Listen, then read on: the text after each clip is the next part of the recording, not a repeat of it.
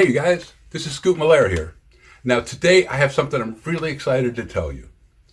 I have booked a 10 by 10 booth at the Farm Fest and Quilt Show in Dade City, Florida on February 3rd. And I booked this festival with the understanding that I am coming in as a storyteller. I have no idea if this is going to work, but I'm going to go there and I'm going to put a little menu type sign up that says exactly which times I'm going to be telling 3 or 4 different stories. And then in addition, I'm going to say requests. You can request song lyrics or horror stories or funny stories, different things that have happened along the way. And hopefully people will take a seat and I'll be able to tell them some stories. I'm going to put out a tip jar and I'm going to figure out a way to make some sort of online tip thing work, whether it's a Cash App or Venmo or something like that. But along the way, I'm going to see if I might be able to make enough money back in tips to pay for the booth. But more than anything else, I just want to see where this goes. Now, I have decided this year I'm not going to be overly conscious about repeating myself. See, when you teach 8th grade students, if you say the same thing more than one time, they get bored really easily. So if I try to go off in one direction or a tangent or a different story and it's something they've heard before, I have no chance of trying to tell them something else because they've already shut down. But with you guys, not everybody has watched every video. So I just want to point out just a couple of things.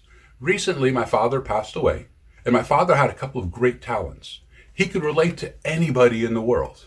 And he had a great speaking voice, almost like a leadership type of a voice. He made a great narrator or a story reader. I remember him reading to me when I was younger. And I always loved the way that his voice sounded and the way that had such command, but he never decided to do anything with those skills. He had other interests in life that he really pursued, and he lived a great life.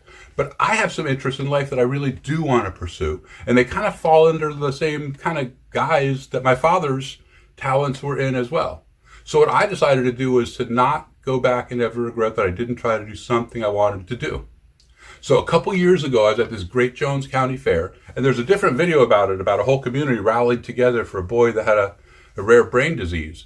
But while I was at the Great Jones County Fair, there was this side stage that had this really cool local talent. They had everything from belly dancers to local singers to people that did karaoke to all these different things. But it was on this side stage that there usually be a few dozen people that showed up for it at. Well, I want to go there someday. It's on my bucket list so that I go to that side stage at the Great Jones County Fair in Monticello, Iowa, and then I do a short set of different stories and anecdotes and basically stories by Scoot. So the first step to try something like that is to see if there's any interest in this. So I ponied up $45. I'm going to go to the Farm Fest and Quilt Show. And like I said, I'm just going to put out some folding chairs and a big sign and hope that people will stop by and hear a story by Scoot.